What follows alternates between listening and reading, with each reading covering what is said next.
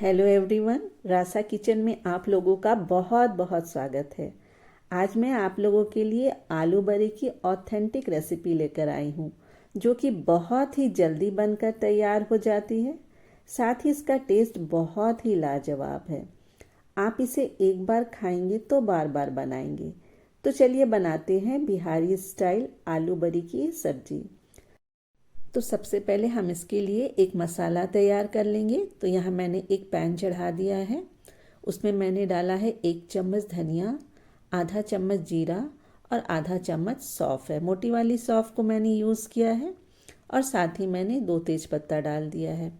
और इसे low flame में हमें इसे रोस्ट करना है जब तक ये क्रिस्प ना हो जाए और इसमें एक अच्छी सी खुशबू ना आने लगे। तो फ्लेम लो करके ही हमें इसे भूनना है। तो इसे भूनने में लगभग 30 सेकेंड्स लग गए थे। तो ये अच्छी तरह से भून चुके हैं। तो इसे एक मिक्सी जार में निकाल लेते हैं। साथ ही यहाँ मैंने 5 लहसुन की कलियाँ ली हैं, 1 हरी मिर्च है और 1 इंच अदरक का टुकड़ा लिया है, 1 टमाटर है। साथ ही इसमें डाल देंगे हाफ टी स्पून हल्दी पाउडर और 1 टीस्पून मैंने इसमें काश्मीरी लाल मिर्च डाला है। अब थोड़ा सा पानी डालकर इसे हमें ग्राइंड कर लेना है। तो इसका एक स्मूथ सा पेस्ट बना लेंगे। यहाँ मैंने 10 से 12 उड़द दाल की बड़ियाँ ली हैं। इसे मैंने घर में ही बनाया था। तो इसे हम पहले रोस्ट कर लेंगे। तो यहाँ मैंने एक पैन में 1 टीस्पून तेल गरम कर लिया है और इसे हम थोड़ी देर तक रोस्ट करेंगे जब तक कि इसमें एक हल्का सा ब्राउन कलर ना आ जाए। उड़द दाल की बड़ियाँ जो है आसानी से मार्केट में भी अवेलेबल है। आप मार्केट वाला भी यूज़ कर सकते हैं। तो इसे हम थोड़ी देर तक रोस्ट कर लेते हैं। तो इसे रोस्ट बहुत ज़्यादा नहीं करेंगे। अगर हम इसे बहुत ज़्यादा रोस्ट करेंगे तो इसे जो है कुक होने में ज़्यादा टाइम लगेगा। तो इसे एकदम हल्का ब्राउन होने तक ही इसे हमें रोस्ट करना है। तो आप देख सकते हैं इसमें कच्चा हल्का ब्राउन कलर आ गया है। तो अब हम क्या करेंगे, फिर फ्लेम को ऑफ कर देंगे और इसमें ही हम थोड़ा सा पानी डाल देंगे। पानी हम इसलिए डाल रहे हैं ताकि हमारी बड़ियाँ जो हैं वो जल्दी कुक हो जाएं, ये थोड़ी सॉफ्ट हो जाएं। अब इसे हम एक साइड में रख देते हैं।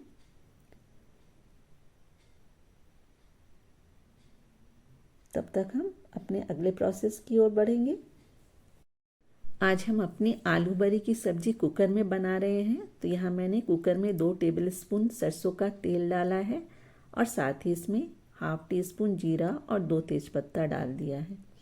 यहाँ मैंने 3 मीडियम साइज़ के आलू लिए हैं और इस तरह से इसके पीसेस कर लिए हैं।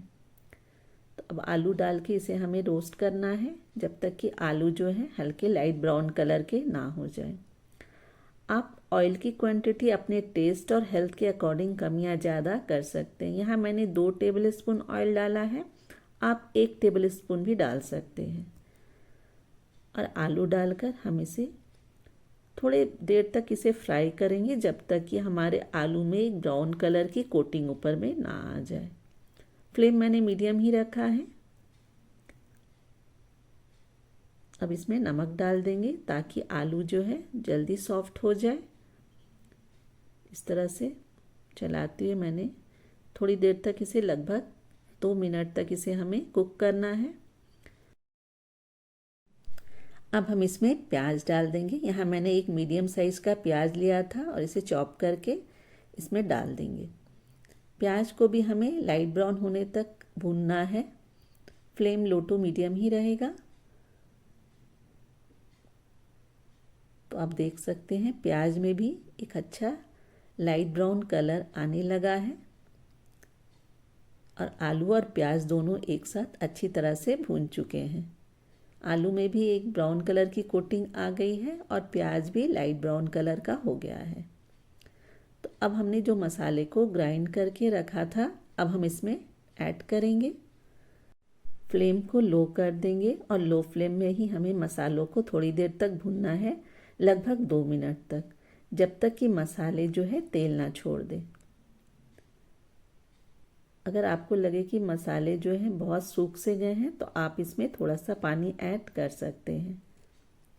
मसालों को अच्छी तरह से हमें भूनना है जब तक कि ऑयल जो है वो सरफेस पे ना आ जाए। तो मसालों ने तेल छोड़ना शुरू कर दिया है।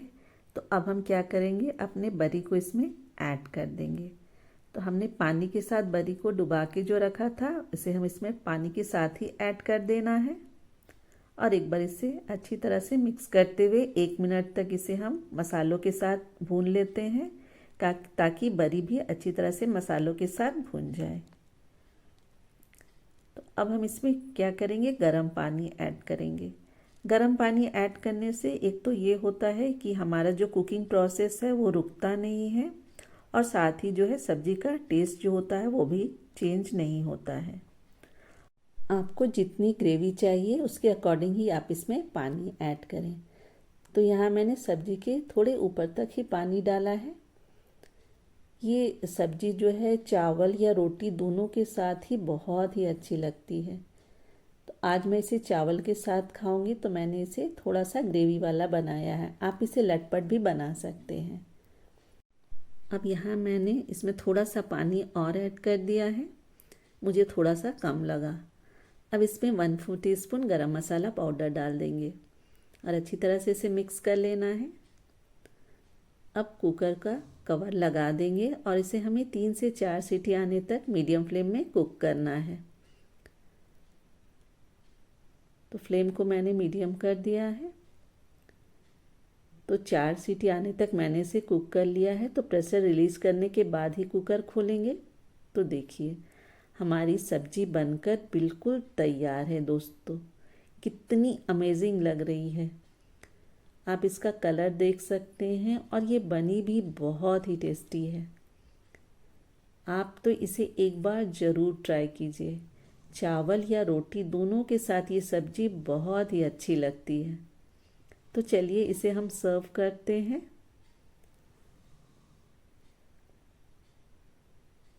आप ये सब्जी एक बार ज़रूर ट्राई कीजिए, आपको भी ये रेसिपी बहुत ही पसंद आएगी।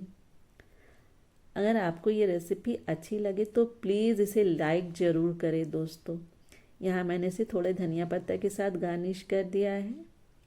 तो आप अपना फीडबैक मेरे साथ ज़रूर शेयर करें कि आपको ये रेसिपी कैसी लगी।